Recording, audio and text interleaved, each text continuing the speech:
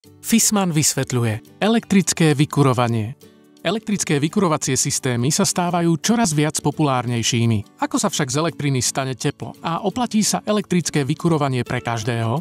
Ako funguje vykurovanie elektrinou? Elektrický zdroj tepla vytvára teplo a k ním preteká elektrický prúd.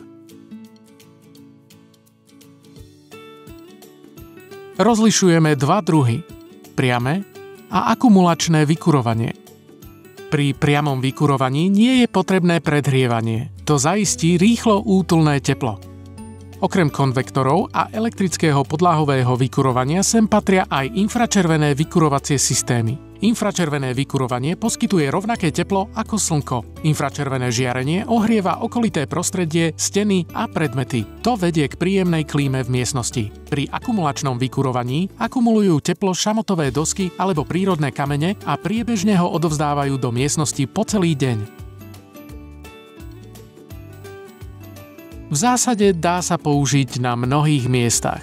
Na rozdiel od klasických vykurovacích systémov vykurujú jednotlivé miestnosti decentrálne. Môžu byť inštalované natrvalo ako elektrické podlahové vykurovanie alebo mobilne ako ventilátor teplého vzduchu. Pre všetky typy platí, že sa dajú veľmi dobre prispôsobiť individuálnym požiadavkám a sú vhodné na dodatočné vybavenie. Elektrické vykurovanie potrebuje iba málo miesta a jeho inštalácia je veľmi jednoduchá. Prináša nízke obstarávacie náklady. Tipy na používanie elektrického vykurovania. Vykurovanie elektrinou je drahšie ako vykurovanie plynom, drevom alebo vykurovacím olejom. To znamená, že náklady na vykurovanie môžu byť o niečo vyššie. Andrea a Martin preto využívajú elektrické vykurovanie optimálne ako doplnkový zdroj tepla, predovšetkým v málo využívaných miestnostiach.